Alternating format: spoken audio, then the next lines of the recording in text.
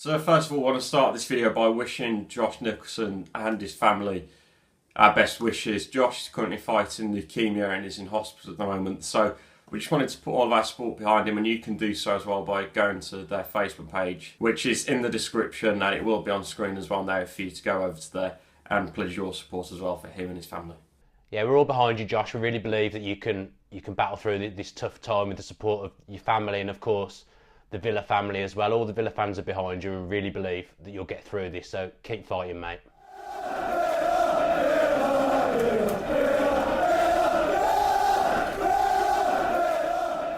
Hello and welcome back to the Villa View for a preview of Aston Villa's game against Brentford at Griffin Park tomorrow evening. To do that, I'm with Dan Bardell as per usual. Hello, Matt. So this game is the first time we're going to see the likes of James Bree, Conor Hourihane and Bunyarsson. What can you expect? I don't know. I don't think we'll see them all start. I expect one of them to start, but we're going to go into the team selection later. But it's just good to have some competition for places and feel good going into a game, because it's been a few weeks since I felt confident going into an Aston Villa game. But this one, I think Brentford aren't on the best run at the moment. I actually quite fancy us, and as I've got a 100% away record so far this season and I'm going as well, I fancy us to bring home 3 points, to be fair.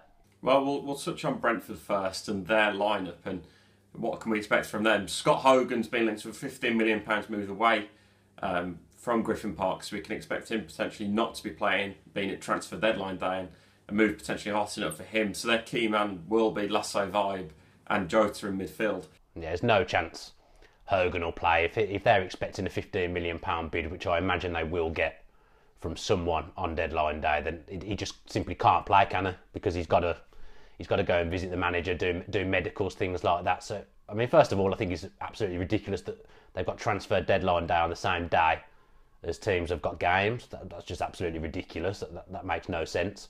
But yeah, it's good for us because I don't think he'll be playing, and I think our business will probably be done by then in the main. So yeah, I'm confident. Their form, as you've touched on, hasn't been great recently. They lost 4-0 to Chelsea at the weekend in the Cup, and they've lost their two previous to that as well against Wigan and Newcastle. Yeah, obviously I live reasonably near Brentford, and there's a lot of whisperings around here of the fans are getting frustrated with Dean Smith, who actually wanted to be in contention for the Villa job when it came available earlier on in the season, but they're not doing great at the moment, and the fans are starting to get a bit restless. I mean, it's no disgrace losing to Chelsea. Obviously, they're the best team in the country at the moment, but I heard that the way they lost wasn't great, and from what I saw, they didn't create too many chances, and it could have been a lot more for Chelsea. So I really fancy us, which is dangerous because I'd never usually feel like that. Well, should you really fancy us? Drew 1-1 with them last time, and in that first half we played really well and dominated them.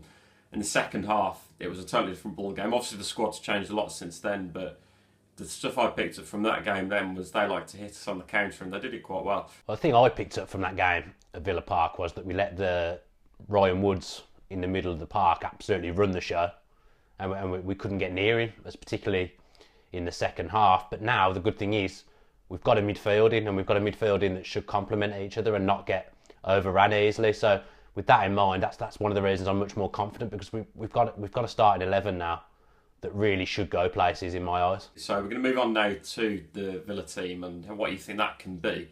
What are your predictions for the lineup for tomorrow's game? I think we discussed it beforehand, haven't we? And we've got one difference of opinion. You think Bree's going to play, and I think he'll stick with Hutton. I just don't think he'll throw everyone straight in. I think he'll throw Hourihane in, obviously, because he's probably the biggest purchase that we've made in terms of reputation and ability, and I'd be surprised if he threw Bunyarsson straight in as well. I expect Bree and him to be on the bench, but Hourihane in the midfield with Lansbury and Westwood, I think that's got a nice ring to it. I think that's a good midfield that I expect to run the game. In all honesty, that's what I expect. Well, Ashley Westwood's actually been linked with a move away from Villa Park today, with reports suggesting that Burnley could well be coming back in for him with a bid. So it'll be interesting to see if he is in the lineup. Apart from that, we have both gone with Johnson in goal.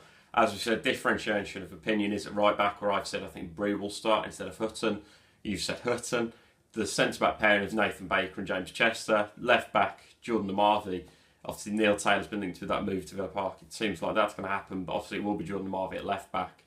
Moving forward into the midfield area, we've both said a three-man midfield of Westwood, Lansbury and Hourihane all being well. Obviously, Adoma on the one side, Codger on the other. Then we both said Gabriel Bondor up front at top on his own. Well, I think Bruce likes playing Codger on the left for whatever reason. I actually think Codger probably prefers there, even though it's probably not his natural position. I think he likes it out on the left, and he scored most of his goals on the left. And I just think he's been pushing for Gabby ever since he's come in, and he's not going to drop him after he had a good game last time out against Preston. So I'd be shocked if Agbonlahor wasn't leading the line with Codger on the left and Adoma on the right.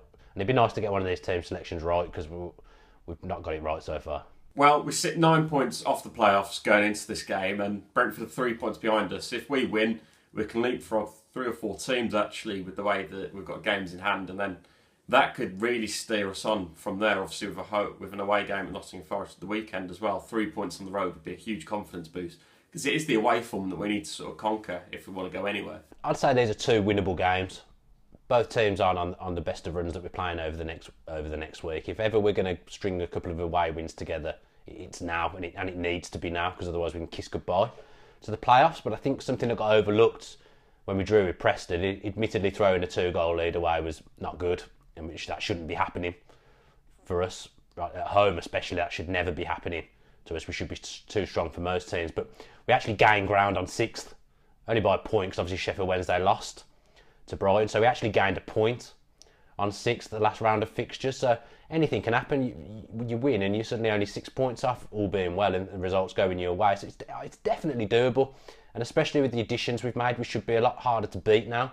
We should have less of a soft centre, and we should have a lot more creativity in the middle of the park. So I'm hopeful going into the next stage of the season now. I really think we can push. So at the Villa View, you have got a prediction league, and you can see on screen now how you can go and download the app. It is the Villa one. There's a league that we've got as well. There's over 120 people in there so far. We're on 1 game week in, and we've got a clear leader at the moment with Joe May 13 at the top with over 300 points. So Joe absolutely smashed it. He managed to get within like 20 seconds, I think it was, the golden goal, and also named the first goal scorer. So he's absolutely smashed that. It means he's Did he get the score right? Did he get the score right? No. I got the score right. Why am I not higher? Well, you're 23rd, Dan. I'm just scrolling now. I've been scrolling for a while and I can't see you, Matt. Can you tell me where you are, please? 62nd, I think it was. Mid-table obscurity for me, I'll take that. This can't be another challenge that you do worse on me, surely. Well, I'm better at predictions and I'm hopeful to get it right this time. So let's get your prediction for the game, Dan. I've gone with 3-1 to Villa, with Horahan, Baker and Agbonlahor to get on the score sheet. First goal scorer, I will go with Nathan Baker. So we're going to actually score from a set piece, you're saying? Good Horahan deliverer, Baker header, goal. Well, I've gone for a 2-0 Villa win. Conor Horahan and Jonathan Codger with the goals, and the first goal scorer being Jonathan Codger. Well, we'll reveal who's top of the table after this round of games in the next preview video for the Nottingham Forest game. So come and join us, and there might even be a prize at the end of the season. Ooh. Dan, you're off to the game. What stand are you in? I don't know, I've not looked. I've not really looked at my ticket. I know I'm standing, I think. I believe I'm in the terraces. So you'll be lower then? Yeah, I think so. But then don't be surprised to see him in the upper, because I've not looked at the ticket. So, but yeah, I'm looking forward to hopefully seeing some Villa View subscribers again, because I saw quite a lot at the QPR away game, the last away game I went to. It was a good laugh, so hopefully I'll see some more at the game. So if you have enjoyed this video, then please do drop us a like below, and also comment on your predictions, and make sure you are joining the league that we have got running up. And subscribe to the Villa View with post notifications on. Those John Gregory videos are edging closer. If you enjoyed that video, why not watch another one? Click the video choices on screen now to go and watch them in full. And don't forget to subscribe. Click on our logo there on the left and press subscribe. Easy.